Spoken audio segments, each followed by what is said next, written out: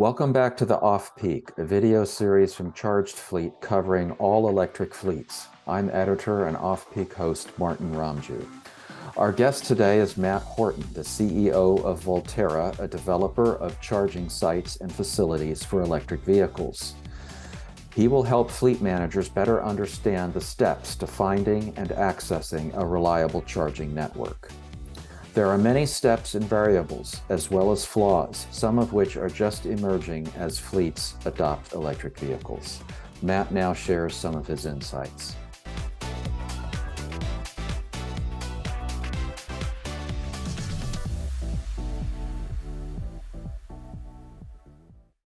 All right, Matt Horton, thank you for joining us today on the Off Peak.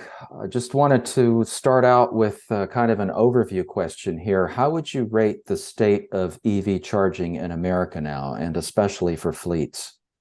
Yeah, on a scale of 1 to 10, I'd say a 6.5 maybe. Mm-hmm. And it really does depend on what sector you're looking at.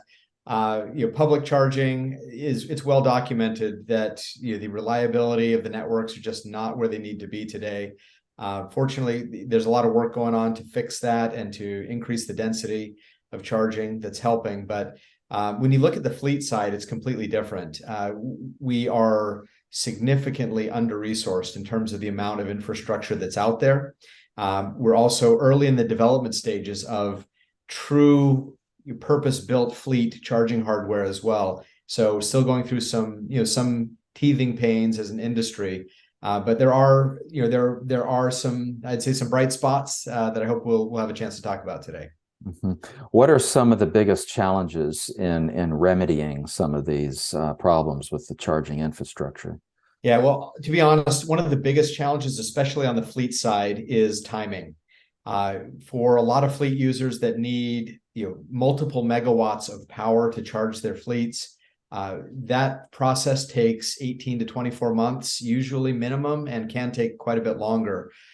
So starting early enough, I'd say, is one of the single biggest challenges that the industry has. We often talk to fleets that are ready to go. They want to buy their vehicles, and it's a nasty surprise that their infrastructure can't be ready for them for 2 years in some cases. So our company, Volterra, that's a big part of what the problem that we're setting out to tackle is making sure that the infrastructure is ready on time for these fleet deployments. Mm-hmm. As you know, a lot of fleet operators are facing the question of depot versus home versus public-based charging. Mhm. In trying to cobble together a charging network or a routine, what are some of the key attributes and components that fleet operators should be looking for to make sure that they're getting the best setup? Yeah, a lot of it comes down to the operational style that the fleet has. So you mentioned home. Many fleets do have a significant portion of their vehicles that go home with their drivers. You've got to have a specific type of solution that for that kind of user, and one very different from I'd say long haul trucking as part of their logistics chain. That's going to need on route charging principally, and then a lot of, especially delivery and distribution, it is more depot based, more closer to a distribution facility. So really understanding first and foremost what problem you're trying to solve with charging, where the vehicles are going to be, when they're going to have dwell time where you can most efficiently charge them. Having a master plan there is the most important thing. And then once you know what you need in that regard, then we can get to work bringing the right solutions to the table. Mm-hmm. Now, when a fleet operation actually has to go out into the field and look at charging networks and the locations, how do they properly vet them to make sure that they're getting or they will be getting consistent access? Yeah, unfortunately today a lot of it is trial and error. Fleets will assume that they'll be able to have they'll have reliability. The chargers will be working when they pull up, and that they won't have overcrowding. Again, it's the case where you might have low utilization on a charger all day, except for the peak time when everybody that has your same use case wants to use it. So it does take a lot of work to evaluate the different networks, speaking with the vendors, getting their utilization curves, seeing when their infrastructure is being heavily used and when it's not.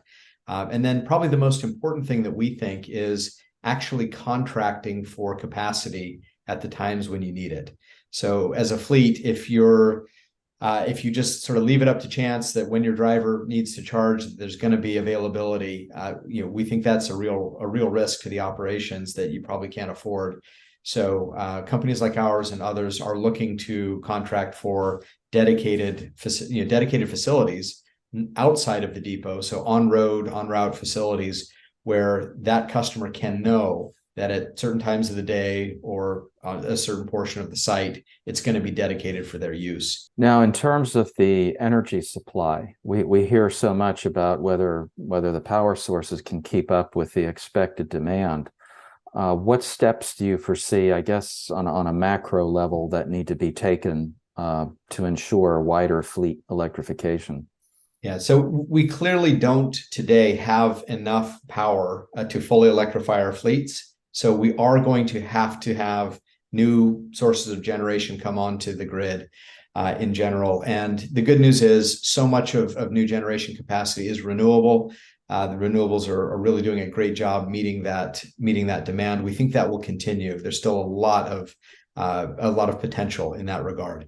But we also can do a lot more with the energy that we already have. So there's a lot we can do, especially with depot-based charging, to deploy smarter charging strategies, to flatten the curves, extend it, to keep from having large spikes or large peaks in power requirements. So using the vehicles intelligently, deploying energy storage, deploying on-site distributed energy resources like solar. There are lots of tools we have in the toolkit to manage these energy environments for the vehicles. So yes, we need more power coming onto the grid, but there's a lot we can do at the edge of the grid to use that power more efficiently. And I think in the future, vehicle to grid and other technologies are going to help are actually going to leverage the vehicles to make the grid more resilient, more robust, and more capable of broader scale electrification. Mm-hmm.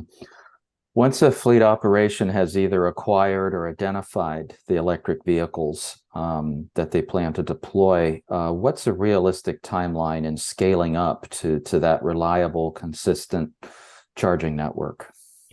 Yeah, so the good news is for many fleets that are just getting started and are going to do a small pilot program of a handful of vehicles, that amount of power and charging is pretty easy to deploy quickly. But we've got a lot of fleets that have already gone through that stage, and they're now looking at the full scale electrification of their operations. And getting into hundreds or thousands of vehicles does require a more sophisticated strategy. So, let's take a fleet that might have 200 vehicles in their depot. That is going to be, again, at least a 2-year project for most customers, depending on power availability. But for large deployments like that, usually it won't be there. They won't have that much power. So that's the kind of time frame that we would counsel fleets that they need to be thinking 2 years before they want to take delivery of a vehicle if it's a large deployment. All right, Matt Horton, thank you very much for joining us on the Off Peak. I know there's so much more to talk about, but we'll certainly be coming back to this topic. Great. Thanks for having me, Martin. Thanks to Matt Horton of Volterra for his insights on how to establish reliable EV charging access in a constantly changing environment. Remember to follow and connect with us on social media, subscribe to our YouTube channel, and sign up for our weekly Charged Fleet e-newsletter to stay up to date on the latest EV industry news. I'm Martin Ramju with Charged Fleet. Thank you for joining us, and we hope to see you again right here on another hypercharged episode of the Off Peak.